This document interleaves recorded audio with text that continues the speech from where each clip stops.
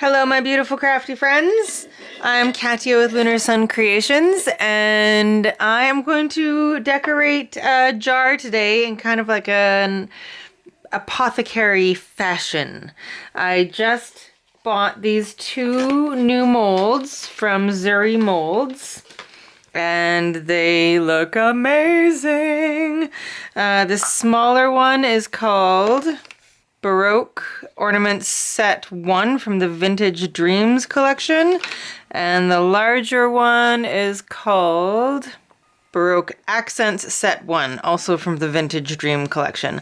They are very thick, and you can actually bake the clay right in them, or what I like to do is put the clay in and then pop it in the freezer for a few minutes, and then it comes out very easily. So I've just got a basic jar from the dollar store, nothing special. I've got some black clay that I've rolled out onto a setting 2. I've kind of roughly measured the jar here.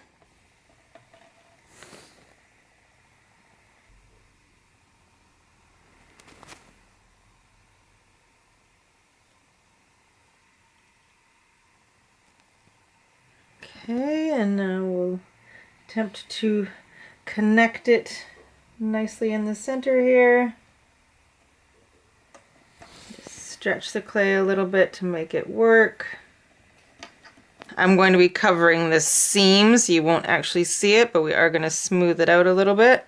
Okay, I'm just going to take the blunt end of my blade and just make sure that it's smooth and even all the way around.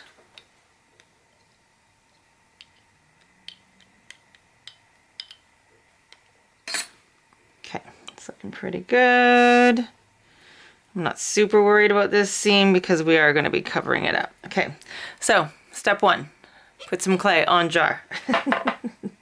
Step 2 is to use our molds. I also have a cabochon that I want to put in the center. I think I'm going to use this one up here. So I'm just going to, I've got another piece of clay that I'm just going to kind of tear pieces from, and just in small bits, just kind of fill the mold, and I'm just going to keep putting in small bits instead of one big bit to start. I find that this works better with ornate kind of molds.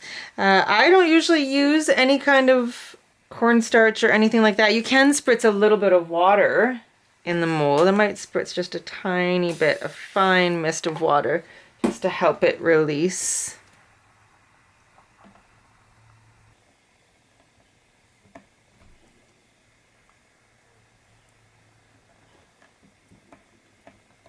So I'm going to keep putting little bits in until I have the whole mold full. So once I feel I've got enough clay in there, I like to use my large ball stylus just to really push it in and try and make sure that it's in all the tiny little crevices.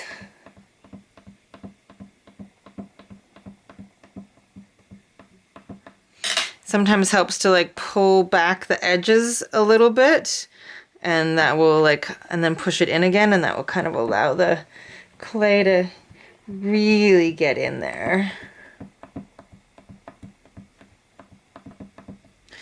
Okay, and then I usually put it in the freezer for a few minutes, and then we will take a blade and slice off the kind of top layer of this, but I want the clay to be, because I've been pushing so much with my fingers, I need it to be a little bit colder so it doesn't pull up any clay that I don't want it to pull up. So I'm just going to pop this in the freezer for a few minutes and I'll be right back. Okay, so my mold is out of the freezer. I've got a sharp tissue blade, and I'm just going to very lightly just skim the surface of my mold. So make sure you don't cut into the actual mold itself, and we're just going to slowly take off everything that's sticking up above where the indentations of the design are.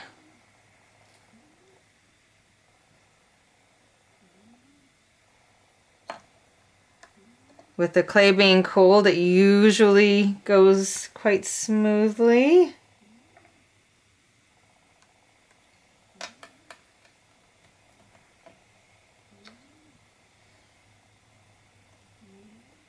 So just go slowly, taking off bits at a time until you've got a very smooth top surface.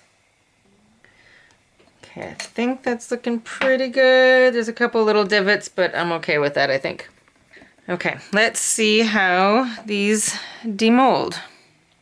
So I'm just going to push from the back and bend the mold at the same time just to loosen up all of the edges. And then I'm kind of pushing with my finger on the back side to kind of lift it out of the mold a little bit. Okay, so there is the small ones. The detail's pretty amazing. Okay, let's get this other small one out and then I'll do the big one.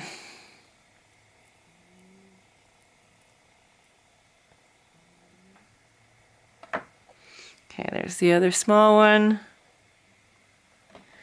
Okay, now this big guy.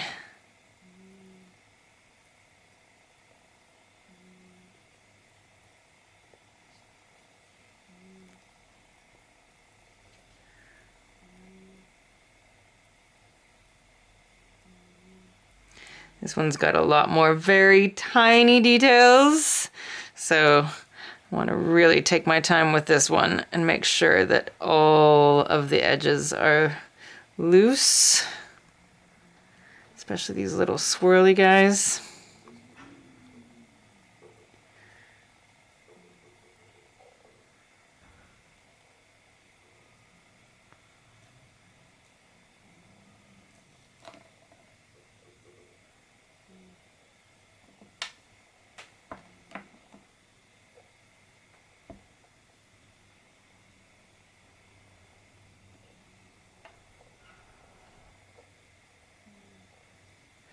Okay, so I think we did a pretty good job. I lost the very tips of those swirls here, but that's okay. I'm all right with that. We can make that work. But the detail on that is pretty impressive.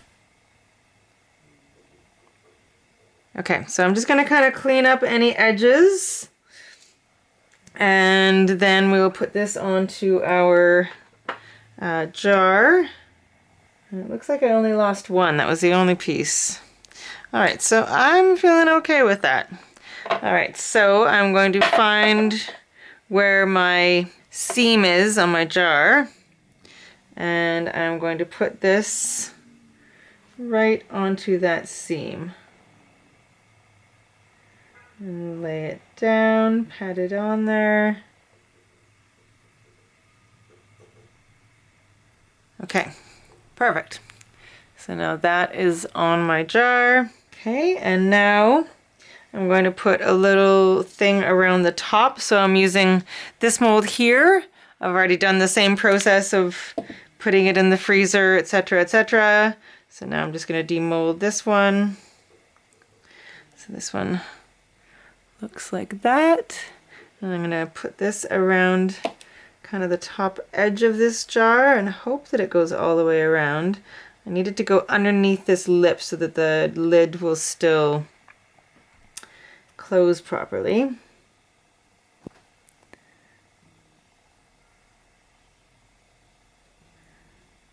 I going to be lucky enough to have it go all the way around without cutting another one?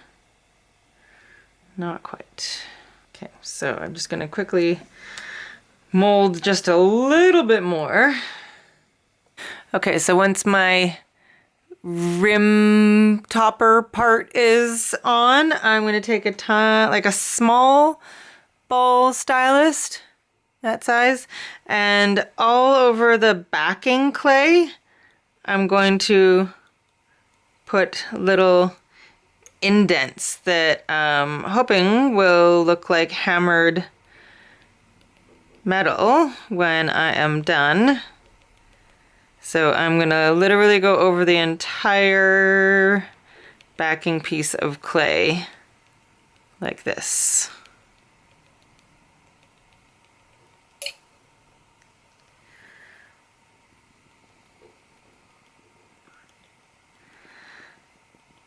Okay, this is gonna take me a little bit, so I will finish this off camera and I will come back to you when I am done this part. Okay, now before I bake this, I want to add some pigment powders to really bring it to life. So I've got a little bit of copper, and then I've got some Pearl X antique silver. And like, look at the detail. The detail just comes to life. Oh, it's so nice. And I'm just using my finger to apply it because I just want it to go onto the raised areas, right?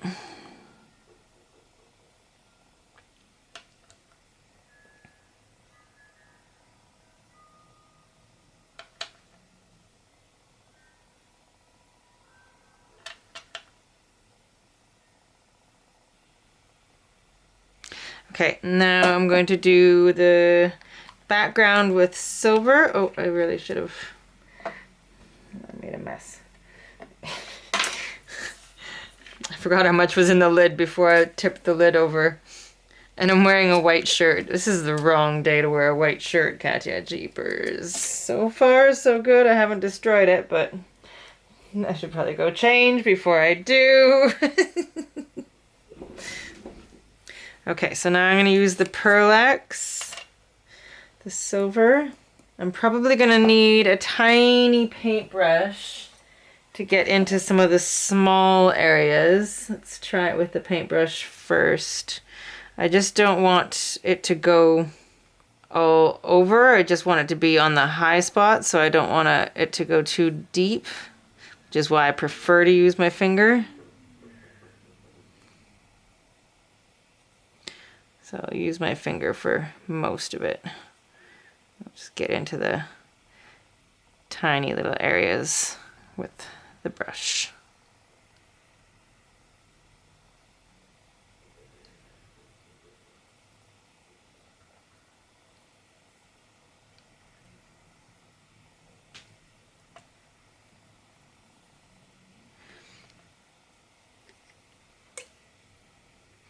Okay, I'm liking the way that looks so far. Okay, so time to put this labradorite on. So I'm just going to use a little bit of clear liquid clay. Words, you can do it.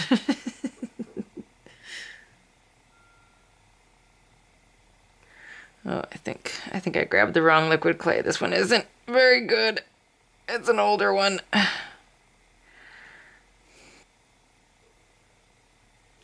Okay, that's probably enough. And we will stick that right up in there. Okay, and then I just rolled out by hand, I just rolled out a long snake of black. And so it's already got some gold on it for my fingers. And I'm just literally going to twist it to form kind of like a snake. Okay, so I'm just going to twist the whole thing and then wrap it around the gemstone. Okay, and then I'm going to go over that with the powder as well. Okay, so there is that.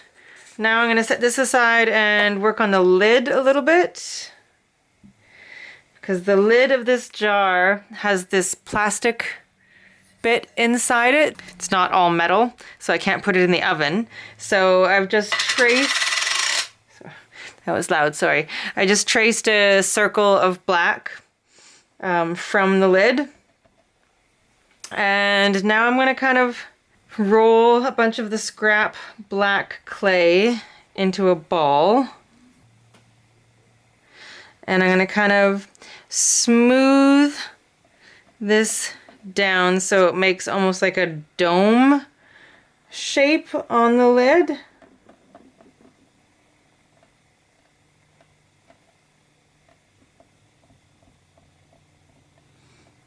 I just want to give the lid a little bit of height. so it's not just laying completely flat. So I'm just using my finger to kind of pull down some of that clay to make a bit of a dome shape. Most of this is going to be hidden, so I'm not like super concerned with exactly how it looks. That looks pretty decent. Okay, and now I've done 3 of these smaller pieces, and I'm going to lay them so that they kind of form a point at the top.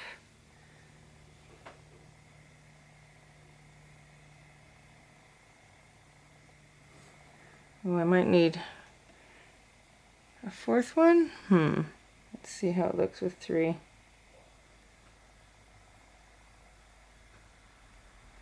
that pretty even? I think that's even. Okay, I think that looks pretty even. And now I've taken a head pin and a labradorite bead and just put it on there. I'm just gonna make a little bit of a bend in the bottom of the head pin so it sticks into the claymore, and I'm literally going to go in between the 3 pieces and stick this right down into where that kind of ball shape is. But I want these to go around this bead just a little bit, so I'm just going to pull up the tips of these. So I want you to still be able to see this labradorite. Okay, I think I like that. So now I'm going to take my ball stylist and go over the whole black background part with the hammered metal kind of effect like we did on the other one. And we'll super glue this onto our lid after it's baked. Okay, I'm going to use that same silver color and the brush.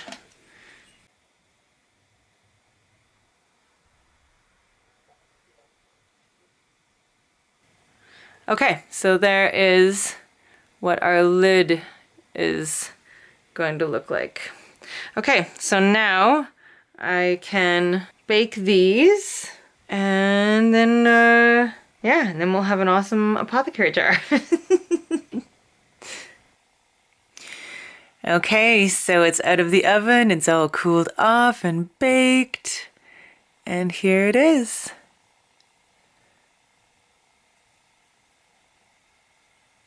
And then the lid, and then it just unscrews so you can put whatever you want in there. I just painted the lid black before gluing on the topper. Oh, and I just realized that when it's really tight, it's actually not straight. That's okay. Oh, whatever. It is what it is. Oops. It's super glued on there, so it's on there to stay now. So, not perfect, but I still think it's awesome. I hope you got something out of this tutorial, and I hope you'll give it a try. And I hope you're having a beautiful day. See you again soon. Bye!